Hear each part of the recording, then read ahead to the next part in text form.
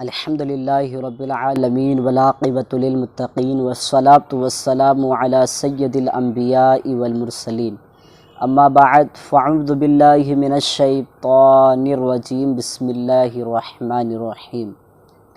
پڑھیے الصلاة والسلام علیک یا رسول اللہ وعلی آلک واصحابک یا حبیب اللہ۔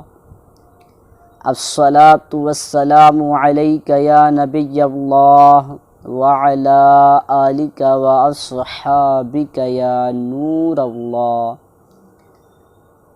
فرمان مصطفیٰ صلی اللہ تعالی علیہ وسلم ہے، نیت المؤمنی خیر من عملہ، یعنی مسلمان کی نیت اس کے عمل سے بہتر ہے۔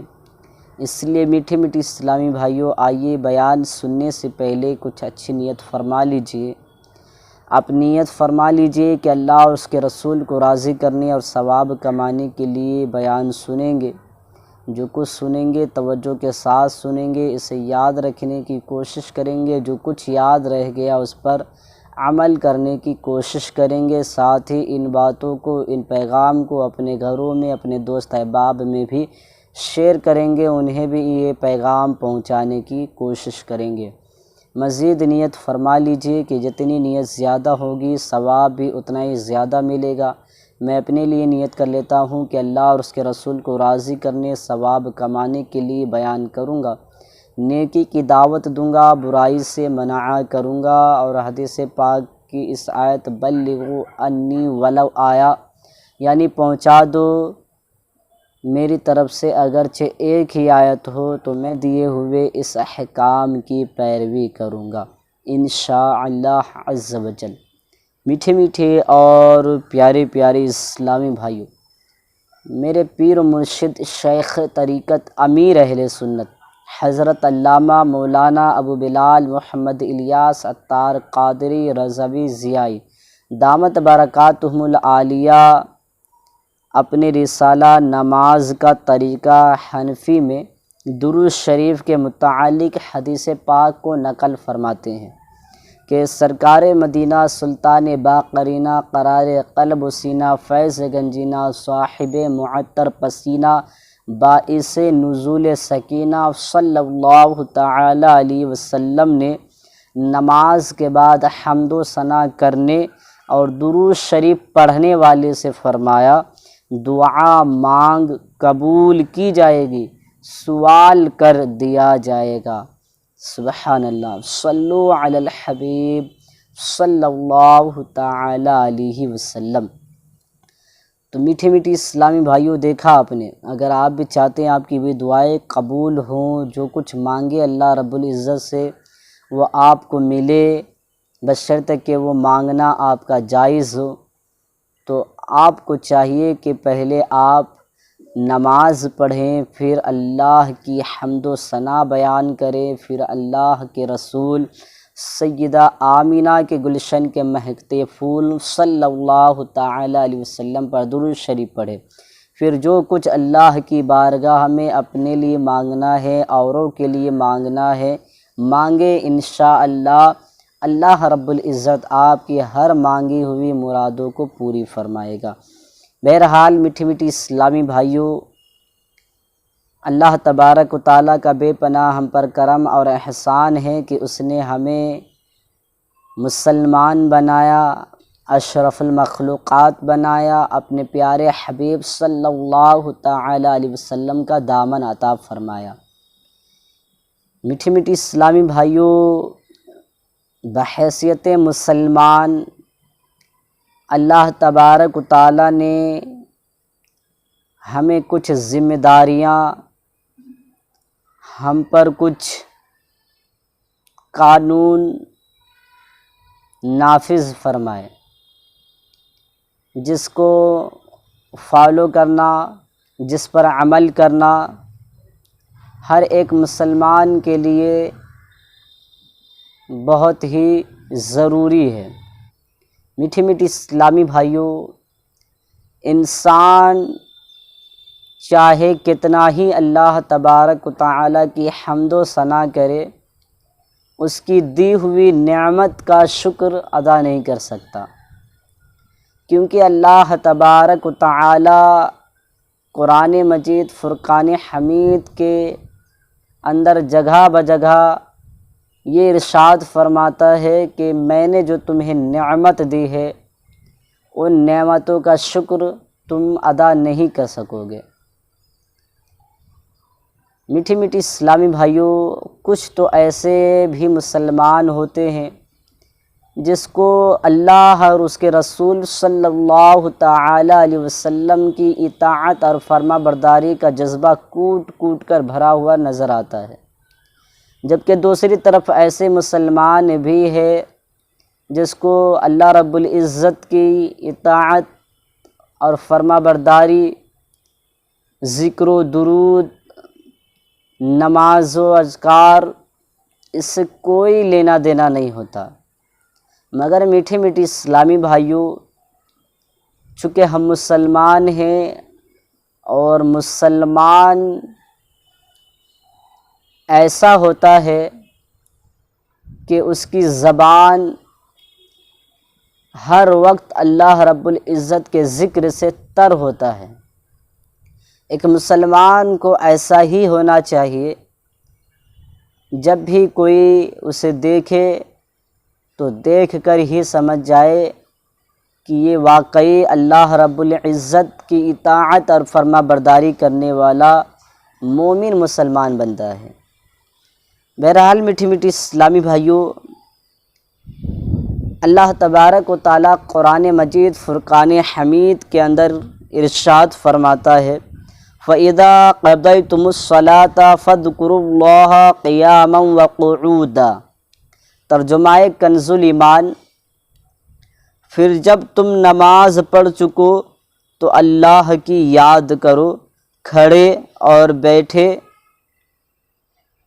صدر الافاضل حضرت سیدنا علامہ و مولانا محمد نعیم الدین مراد آبادی علیہ رحمۃ اللہ الہادی اس آیت مبارکہ کے تحت خزائن العرفان میں فرماتے ہیں، یعنی ذکر الہی کی ہر حال میں مداومت کرو اور کسی حال میں اللہ کے ذکر سے غافل نہ رہو۔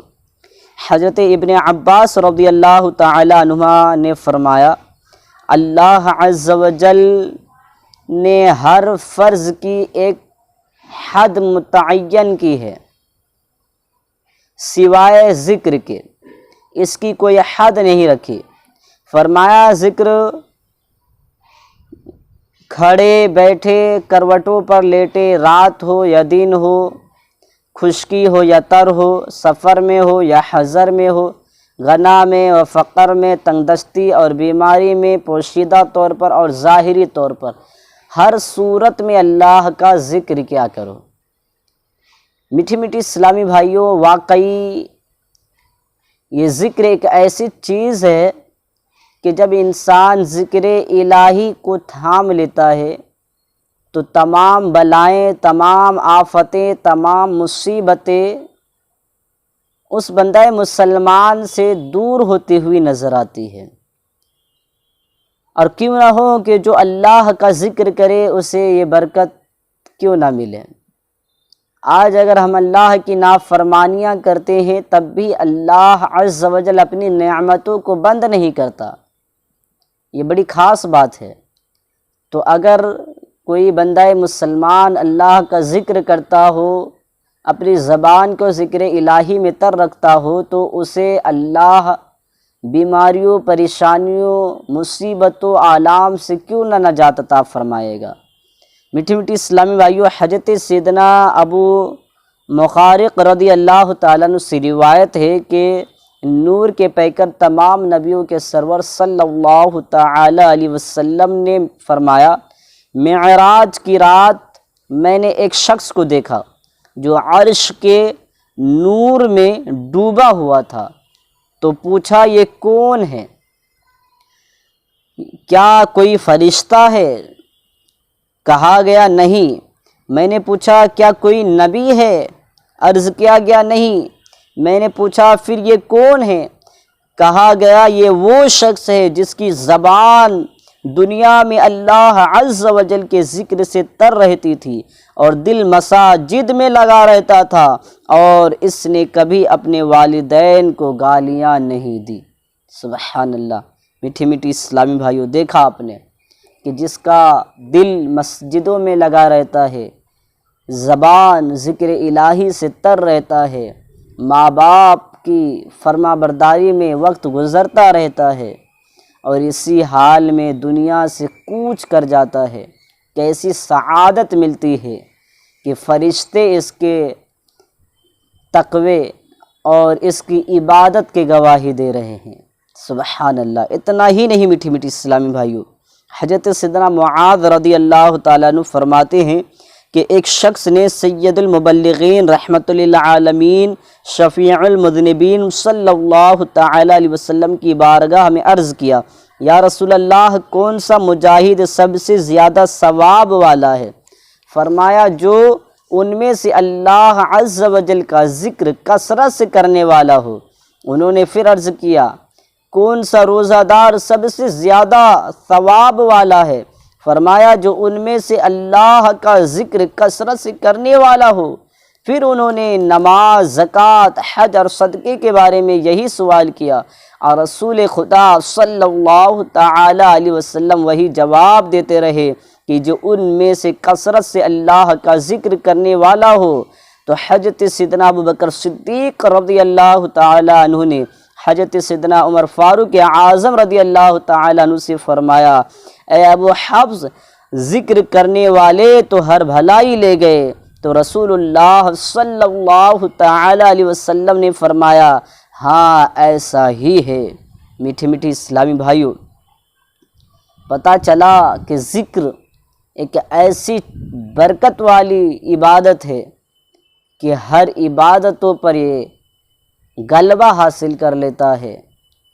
اگر مسلمان ذکر الہی کو اپنے دامن سے لگا لے تو دنیا کی ہر پریشانیاں، ہر بے چینی، ہر بے قراری دور ہو جائیں گی۔ اللہ تبارک و تعالیٰ خود ارشاد فرماتا ہے، الا بذکر اللہ تطمئن القلوب، سن لو کہ دلوں کا چین اللہ کے ذکر میں ہے۔ تو جو اگر چاہتا ہے انہیں چین ملے، سکون، راحت ملے، اللہ کا ذکر کرے۔ میٹھی میٹھی اسلامی بھائیوں، کیا آپ نے نہیں دیکھا انسان اچھا خاصا ہوتا ہے، بظاہر بیماریاں بھی نہیں ہیں، بظاہر حالات بھی اچھے نظر آتے ہیں، مگر بے چینی ہے، سکون تلاش میں ہے، لیکن سکون نہیں ہے، اسے بے قراری ہے۔ یہ کیوں ہوتا ہے؟ یہ اللہ کے ذکر سے غفلت کرنے کی وجہ سے ہوتا ہے۔ اگر چین چاہیے، اگر سکون، راحت، اطمینان چاہیے، اگر قلبی سکون کے آپ جو ہے طالب ہیں، تو آپ کو اللہ کا ذکر کرنا ہے۔ اللہ کا ذکر کریں گے تو الا بذکر اللہ تطمئن القلوب، سن لو کہ دلوں کا چین اللہ کے ذکر میں ہے۔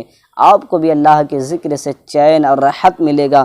حضرت سیدنا ابن عباس رضی اللہ تعالی عنہما سے روایت ہے کہ شہنشاہ مدینہ صلی اللہ تعالی علیہ وسلم نے فرمایا، تم میں سے جو رات کو عبادت کرنے، اپنے مال کو رائے خدا میں خرچ کرنے اور دشمن سے جہاد کرنے سے عاجز ہو، تو اسے چاہیے کہ اللہ کا ذکر کثرت سے کیا کرے۔ سبحان اللہ۔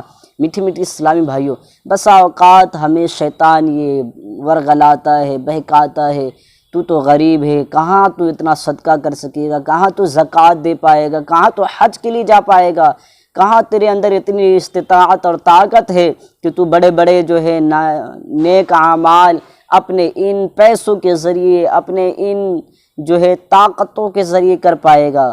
تو پیارے آقا صلی اللہ تعالی علیہ وسلم نے کتنی پیاری بات ارشاد فرمائی کہ اگر تمہیں نیکیاں کمانی ہیں، اگر تم حج پہ جانے کے لائق نہیں ہو، اگر تمہارے پاس اتنے مال و زر نہیں ہے کہ تم زکوٰۃ ادا کر سکو، صدقہ خیرات دے سکو، تم میں اتنی طاقت نہیں ہے کہ تم جہاد کر سکو، اللہ کا ذکر کرو، یہ سب چیزیں تمہیں حج اور ان تمام چیزوں سے افضل تر ثواب عطا فرمائے گا۔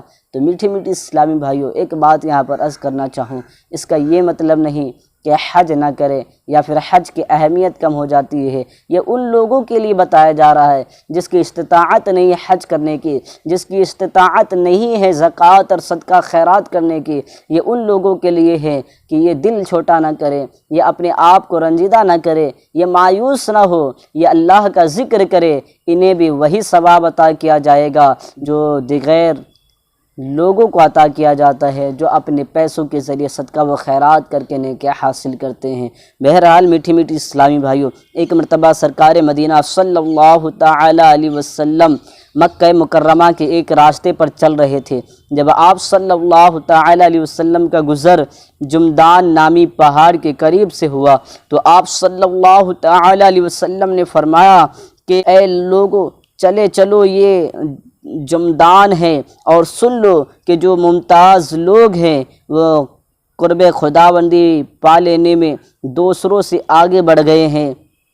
تو لوگوں نے عرض کی، یا رسول اللہ صلی اللہ تعالی علیہ وسلم ممتاز لوگ کون ہیں؟ آپ صلی اللہ تعالی علیہ وسلم نے ارشاد فرمایا کہ مرد جو اللہ کا بکثرت ذکر کرتا ہے، اور وہ عورتیں جو خدا عز و جل کا ذکر کثرت سے کرتی رہتی ہے۔